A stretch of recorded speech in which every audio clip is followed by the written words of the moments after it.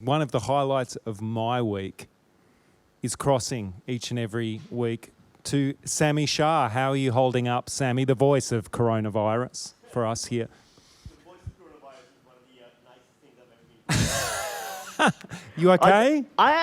Let me tell you how I am holding up. At 2:30 this afternoon, I found myself in the kitchen in my bathrobe, cooking mincemeat in a Pakistani recipe called keema while drunk on cheap Aldi wine. So I'm quite terribly hungover right now, and the news could not be more exciting for me as a result.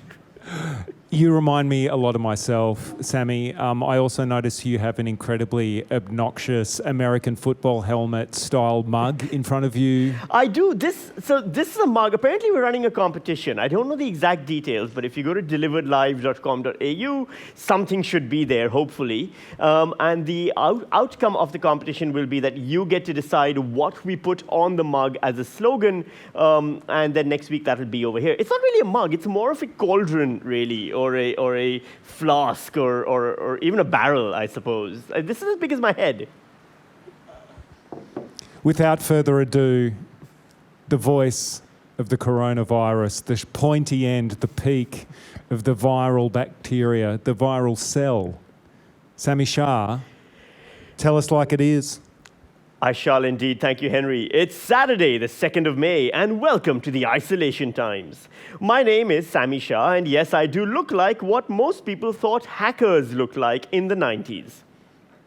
Here is an isolation survival tip. Is your relationship struggling due to coronavirus isolation? If you live together and you have exhausted every possible conversational topic and every possible sexual position, if you live apart and you have exhausted every texting topic and really sexting topic as well, then I've got a way for you to spice up your fantasy life. That's right. Send each other descriptions of what you'll do after coronavirus is over. That's right. Things like naughty little things like, I'm going to take you to High Point, where we'll walk from shop to shop, trying on clothing without buying anything.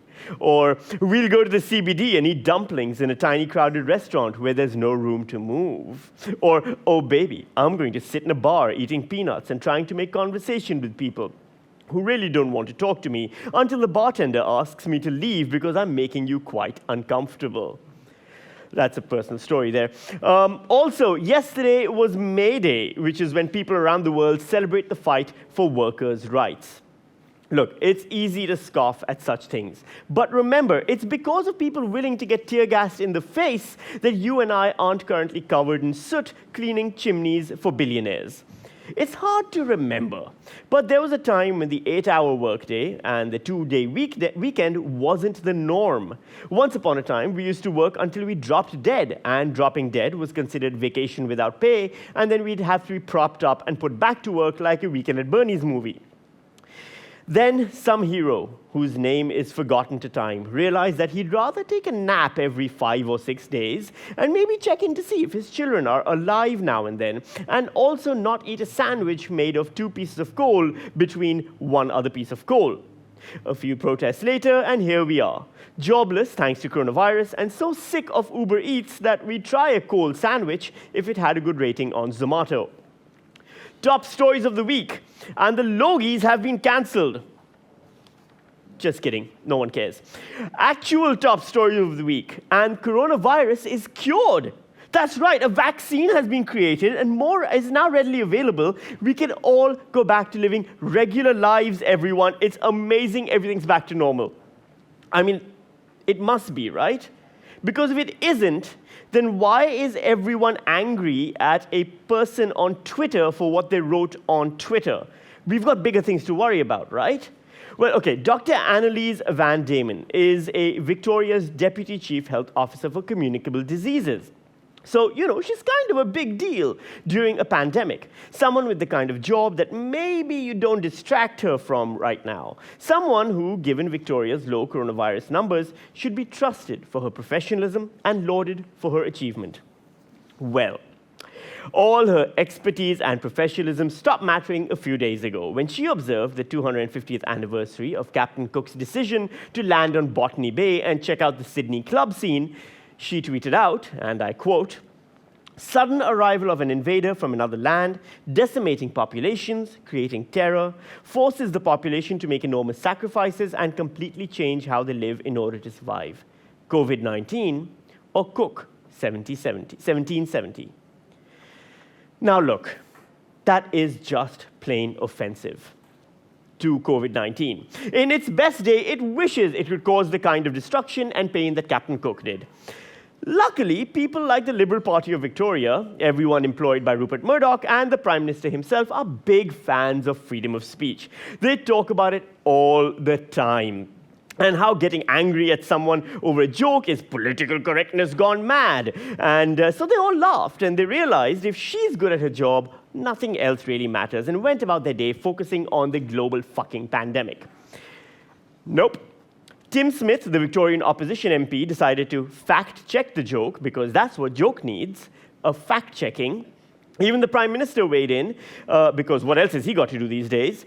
And he said, and I quote, "She clearly wouldn't get a job as chief historian," which Tim Smith would note is factually accurate, given that she doesn't actually have a job as chief historian. It does raise the question, however, who had the job as chief historian when the government allocated $6.7 million towards a replica of HMS Endeavour that would have circumnavigated the continent, something neither Cook nor his ship ever did. Politicians being angry at someone for something they wrote on social media. News Corp journalists digging through old tweets to incite their army of orcs, trolls, and goblins. Sorry, they're called readers, I believe. It's just like old times. Sports news now, and Home Affairs Minister Peter Dutton has confirmed the New Zealand Warriors NRL team has been granted permission to come to Australia. Because what better way to observe the restrictions imposed on all of us than a full contact sport? Meanwhile, I'm doing comedy in an empty room to a camera.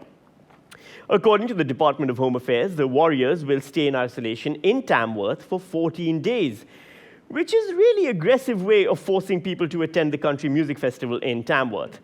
New Zealand is meanwhile bracing itself for pictures of rugby players standing next to giant guitars.